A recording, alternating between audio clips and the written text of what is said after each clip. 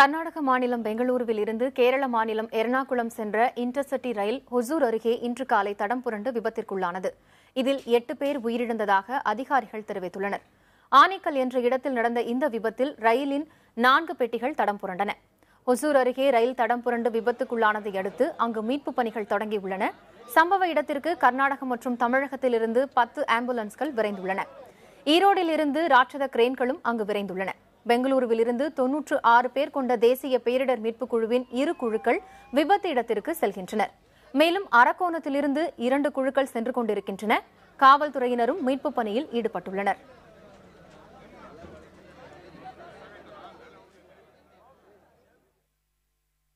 பெங்களூரு எர்ணாகுளம் செல்லும் இன்டர்சிட்டி ரயில் ஹொசூர் அருகே தடம் புரண்டு விபத்திற்குள்ளாகியுள்ளது. ஆனைக்கல் என்ற இடத்தில் 4 பெட்டிகள் தடம் புரண்டுள்ளன. இதுகுறித்த தகவல்களை செய்தியாளர் பழனிவேலிடம் கேட்கலாம். பழனிவேல், இப்போ பெங்களூர் எர்ணாகுளம் ரயில் தடம் புரண்டு விபத்திற்குள்ளானதுக்கு என்ன காரணம்? தடம் புரண்ட பெட்டிகளுக்குள் எத்தனை பயணிகள் இருந்தாங்கங்கிற தகவல் இருக்கா? அதாவது பெங்களூர் ஜங்ஷன் ரயில் நிலையத்திலிருந்து இன்று காலை 6:15 மணி அளவில் இருந்து 6:15 மணிக்கு பெங்களூர் எர்ணாகுளம் இன்டர்சிட்டி எக்ஸ்பிரஸ் ரயில் புறப்பட்டது. அந்த ரயிலில் சுமார் கிட்டத்தட்ட ஒரு 500க்கும் மேற்பட்டோர் பயணம் செய்ததாக கூறப்படுகிறது. இருந்தாலும் இந்த தகவல் இன்னும் ரயில்வே வட்டாரங்கள் உறுதிப்படுத்தப்படல. இந்த ரயிலானது பெங்களூரிலிருந்து புறப்பட்டு ஓசூர், தர்மபுரி, சேலம் வழியாக கோவை சென்று அங்கு பின்பு எர்ணாகுளம் செல்கின்றது. இது தினந்தோறும் இயக்கக்கூடிய ஒரு ரயில் சேவையாகும். இந்த ரயில் இன்று காலை பெங்களூரிலிருந்து புறப்பட்டு ஆனைக்கல், ஓசூர் இடையே, குறிப்பா ஓசூரிலிருந்து ஒரு 5 கிலோமீட்டர் தொலைவில் இந்த ரயில் வாழ்ந்து கொண்டிருக்கும் போது திடீரென விபத்து ஏற்பட்டு 4 பெட்டிகள் தடம் புரண்டு விபத்துக்குள் ஏற்பட்டது. இதில் குறிப்பா 4 பெட்டிகளிலும் ஒவ்வொரு பெட்டிகளிலும் 100 முதல் 150 பயணிகள் இருந்ததாக முதல் கட்ட விசாரணை தகவல் நம்மளுக்கு தெரிவிக்கிறது. இந்த விபத்தில் 8 பேர் சம்பவ இடத்திலே உடல் நசுங்கி உயிரிழந்திருக்காங்க. 100க்கும் மேற்பட்டோர் காயமடைந்திருப்பதாக தகவல்கள் வந்தது. இந்த தகவலை அடுத்து கிருஷ்ணகிரி மாவட்டம் ஓசூர் மற்றும் பெங்களூரிலிருந்து மீட்பு படையினர் தற்போது இந்த பகுதிகளுக்கு விரைந்து சென்று மீட்பு பணியில் ஈடுபட்டிருக்காங்க. குறிப்பா மருத்துவ குழு, கிருஷ்ணகிரி மாவட்டத்திலிருந்து 3 துணை ஆட்சியர்கள் தலைமையில மருத்துவ குழு அங்கு முகாமிட்டு பாதிக்கப்பட்டவர்களுக்கான சிகிச்சை அளித்து வருகின்றனர். அது மட்டுமல்ல, கர்நாடகா உள்துறை அமைச்சர் தற்பொழுது சம்பவ இடத்திற்கு விரைந்து மீட்பு பணியை துரிதப்படுத்தி இருக்கிறார். தகவல்கள் நம்ம வந்து கொண்டிருக்கிறது. தொடர்ந்து மீட்பு பணி நடைபெற்றிருக்கிறது. ரயில்வே துறை அதிகாரிகள் விரைந்திருக்கிறாங்க. பழனிவேல், இப்போ 4 பெட்டிகள் தடம் புரண்டு விபத்திற்குள்ளானதா சொல்லிருக்கீங்க. இது உறுதிப்படுத்தப்பட்ட தகவலா? அந்த பெட்டிகள்ல இருந்த பயணிகளோட நிலைமை எப்படி இருக்கு? அங்க அவங்களுக்கு மருத்துவ சிகிச்சைகள் எந்த அளவுக்கு போயிட்டு இருக்கு? குறிப்பாக பாத்தீங்கன்னா, ரயில்வே தண்டவாளத்தில் பாறை விழுந்ததாக ரயில் விபத்து ஏற்பட்டிருக்கிறதுக்கு காரணம் என்ன சொல்லப்படுகிறது. இருந்தாலும் ரயில் இன்ஜினுக்கு எந்த ஒரு பாதிப்பும் ஏற்படவில்லை என்ற ஒரு தகவலும் இருக்கிறது. அப்படி இருக்கும் பட்சத்தில் விபத்து எதன் காரணமாக நடைபெற்ற முழு விவரம் இன்னும் தெரிய வரல. ஆனா 4 பெட்டிகள் தடம் புரண்டிருக்கு. ஒன்றின் மீது ஒன்று மோதி கொண்டிருப்பதாக நம்ம முதல் கட்ட தகவல்கள் வருகின்றன. அது மட்டும் அல்லாமல் 4 பெட்டிகளிலுமே கிட்டத்தட்ட 400 பயணிகளுக்கு மேல் இருக்கக்கூடும் என அஞ்சப்படுகிறது. இதில் 8 பயணிகள் மட்டுமே இருந்திருப்பாங்க. மீதி பயணிகளுக்கு அங்கிருந்து ஆம்புலன்ஸ் மூலமாக அருகே உள்ள ஓசூர் மற்றும் பெங்களூரு மருத்துவமனைக்கு கொண்டு செல்லும் பணி நடந்துட்டு இருக்கு. சம்பவம் நடந்த இடம் ஒரு குறுகலான ஒரு இடம், போக்குவரத்துக்கு ஏற்ற இடமாக இல்லைன்னு சொல்லியிருக்காங்க. நிறைய சவுக்கு மரங்களும் கொஞ்சம் சற்று வனப்பகுதிகளும் நிறைந்த இடமாக இருப்பதால் மீட்பு பணியும் அதிகாரிகளும் விரைந்து செல்வதில் சற்று தாமதம் ஏற்பட்டிருப்பதாக தெரிகிறது. இருப்பினும் தற்பொழுது மீட்பு பணி நடைபெற்றிருக்கிறது. பாதிக்கப்பட்டவர்களுக்கு மீட்டு அருகே உள்ள மருத்துவமனைகளுக்கு கொண்டு வந்து கொண்டிருக்கிறார். அதே பகுதியில் மருத்துவ குழுவினர் தற்பொழுது சிகிச்சை அளிக்கப்பட்டு வராங்க. பழனிவேல், இப்போ 10 பெட்டிகள் தடம் புரண்டதா தகவல் வெளியாகி இருக்கு. இந்த மாதிரி மாறுபட்ட தகவல்கள் இருக்கு. உறுதிப்படுத்தப்பட்ட தகவல் என்ன? மொத்தம் எத்தனை பெட்டிகள் தடம் புரண்டு விபத்திற்குள்ளா இருக்கு? அங்க மீட்கப்பட்டவர்கள்ல ஏதேனும் உயிரிழப்பு இருக்கா? மீட்கப்பட்டவர்களுடைய உயிரிழப்பு இதுவரையில் எதுவும் தெரியப்படவில்லை. 8 பேர் சம்பவ இடத்தில் உயிரிழந்தது மட்டும்தான் உறுதி செய்யப்பட்டிருக்கு. மீட்கப்பட்டவர்கள் மருத்துவமனைக்கு கொண்டு செல்வர்கள் அவர்கள் ஏதாவது கொண்டு செல்லும் வழியில் உயிரிழந்தார்களா என்ற விவரம் இதுவரையில் இன்னும் தெரியவில்லை. நீங்கள் கேட்டது போல் 10 பெட்டிகள் தடம் புரண்டதாக தகவல்கள் இருக்கிறது. ஆனால் 4 பெட்டிகள் மட்டும் அதிகாரப்பூர்வமாக தடம் புரண்டுள்ளது உறுதி செய்யப்பட்டிருக்கு. மற்ற பெட்டிகளை அதிகாரிகள் தற்பொழுது ஆய்வு செய்து வருகிறார். இது ஒரு பெரிய விபத்தாக தான் கருதப்படுகிறது. குறிப்பா சொல்லப்போனால் இந்த ஓசூர் ஆனைக்கல் சாலையில் கடந்த 3 மாதங்களில் இதுபோல் ஒரு 3 முறை ரயில்வே தண்டவாளங்களில் விபத்து ஏற்படுறதுக்கான விரிசல்கள் ஏற்பட்டதாகவும் அது அவ்வப்போது ரயில்வே துறை அதிகாரிகள் கண்டுபிடித்து சீர் செய்ததாகவும் தற்பொழுது ஒரு தகவல்கள் நம்மளுக்கு கிடைத்திருக்கிறது. அந்த பகுதியில் உள்ள மக்கள் தற்பொழுது சொல்கிறார்கள், 3வது முறை இந்த விபத்து நடந்திருப்பது தற்பொழுது 4வது முறை. ஏற்கனவே 3 முறை இந்த ரயில்வே தண்டவாளங்கள் பழுதாகி விரிசல் ஏற்பட்டு அதிகாரிகள் சீர் செய்தனர். ஆனால் உரிய நடவடிக்கையை ரயில்வே துறை அதிகாரிகள் மேற்கொள்ளாதது இதுக்கு ஒரு காரணமாக கருதப்படுகிறது. இந்த தண்டவாளங்கள் அமைக்கப்பட்டு நீண்ட நாட்கள் ஆகிப்பட்டது. நிறைய தேய்மானங்கள் ஆனதால் அடிக்கடிக்கு விரிசல் ஏற்பட்டு இந்த இது போல சம்பவங்கள் நடக்கிறது. இந்த விபத்திற்கு காரணம் தண்டவாளத்தில் ஏற்பட்ட விரிசலாகத்தான் இருக்குன்னு அந்த பகுதி மக்கள் வந்து கருதுறாங்க. இருப்பினும் இந்த தகவல் வந்து உறுதிப்படுத்தப்படல. அந்த பகுதி மக்கள் சொல்லக்கூடிய தகவலா தான் இருக்கு. மீட்பு பணிகள் தொடர்ந்து நடைபெற்று இருக்குது. உயிரிழப்பு மேலும் அதிகரிக்க கூடும் என்ற ஒரு அச்சத்தில் அந்த பகுதி மக்கள் தெரிவிக்கிறாங்க. ஏன்னா நிறைய பேர் வந்து ரயில் பெட்டிகள்ல வந்து சிக்கிக் கொண்டார்கள்.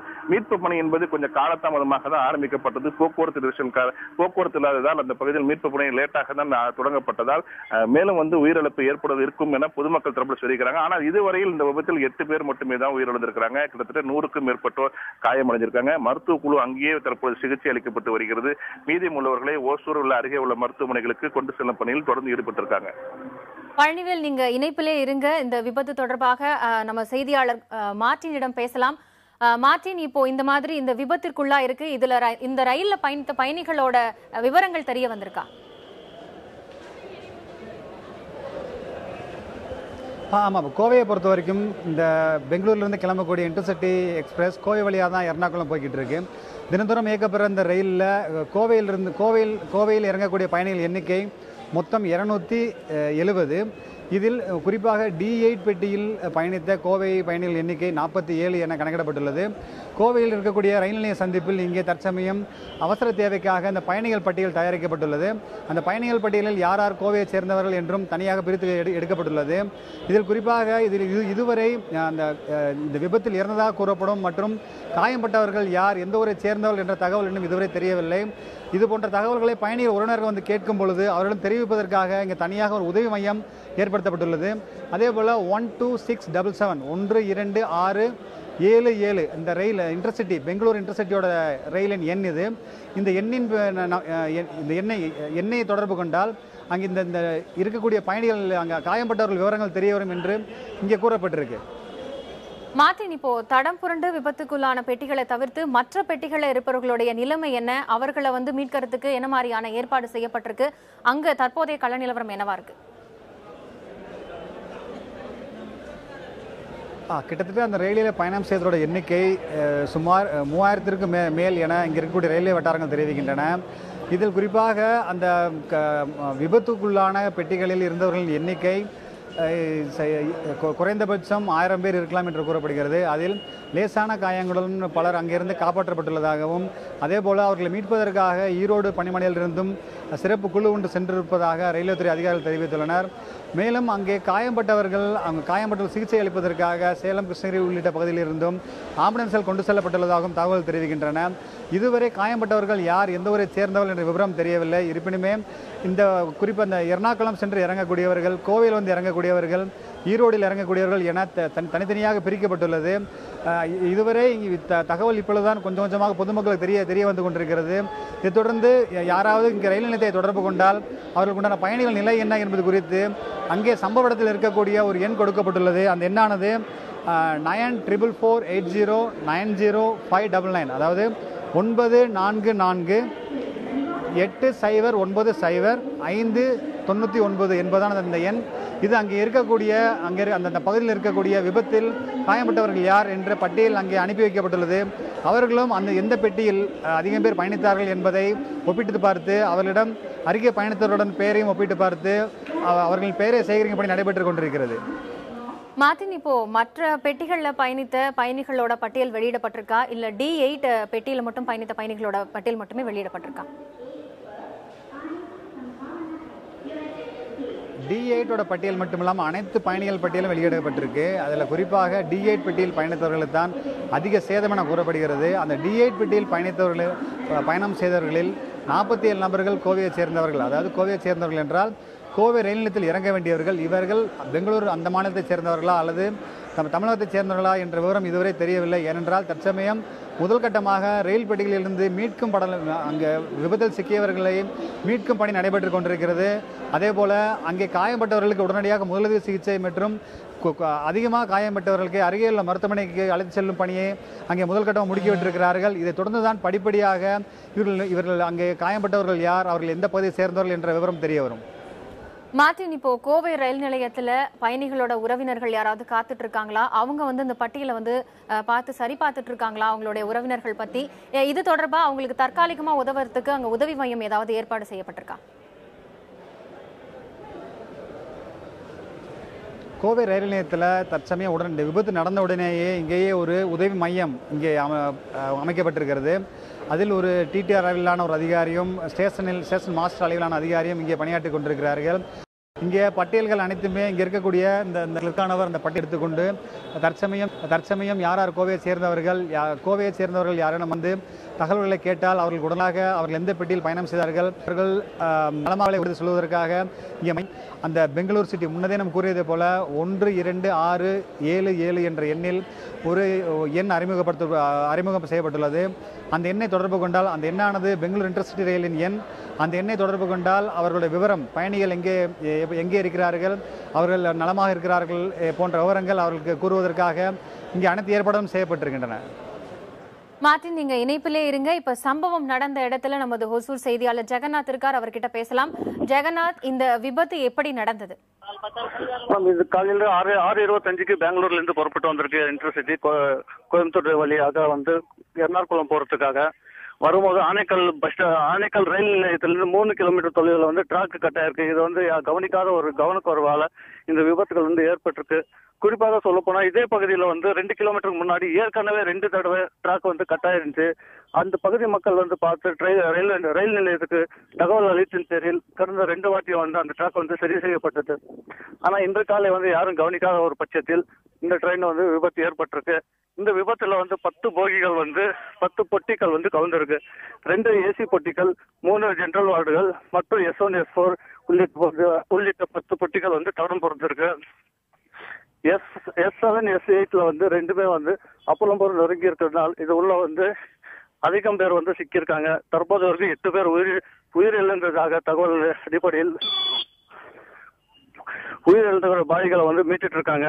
இப்போ வந்து 2 பேர் உடலை வந்து மீட்டு அரசு மருத்துவமனையில் இருந்து அனுப்பப்பட்டிருக்கு.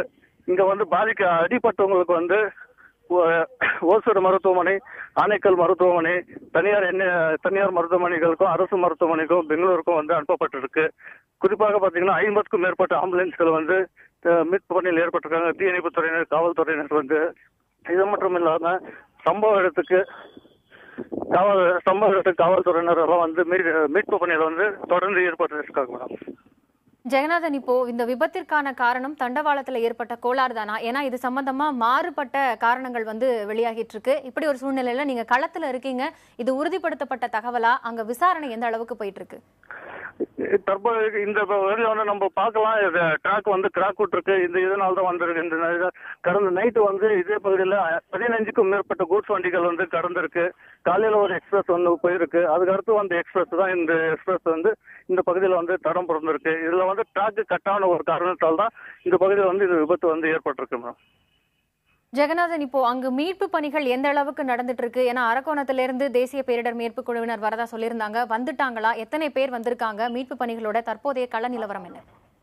இங்க தனியார் தொண்டு நிறுவனங்கள் மற்றும் அரசு தரப்புலையும் வந்து மீட்பு பணியில் வந்து ஈடுபட்டிருக்காங்க.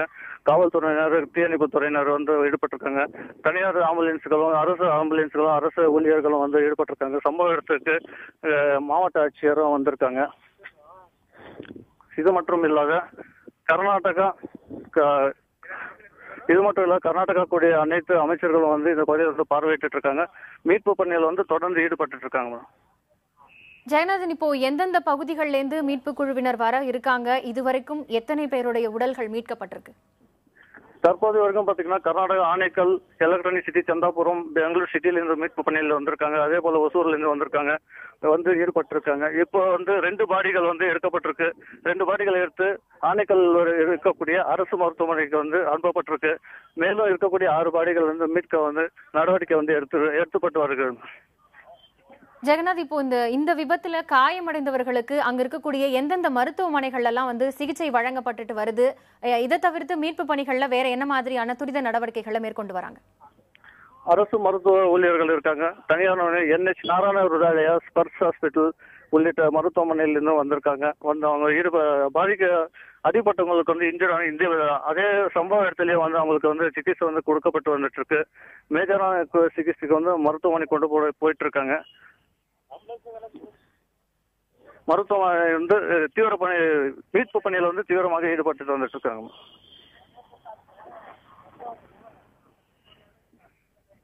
ஜெகநாத், இப்போ பெங்களூர், ஈரோடு, அரக்கோணத்திலிருந்து மீட்பு குழுவினர் வந்துட்டாங்களா? இப்போ மீட்கப்பட்டவர்கள், காயமடைந்தவர்கள், இவர்களுடைய விவரங்கள் ஏதாவது தெரிய வந்திருக்கா? தற்போது வரைக்கும் எந்த விவரங்கள் இல்லை. பாதிக்கப்பட்டவங்களை மருத்துவமனைகள் கொண்டு போயிட்டு இருக்காங்க.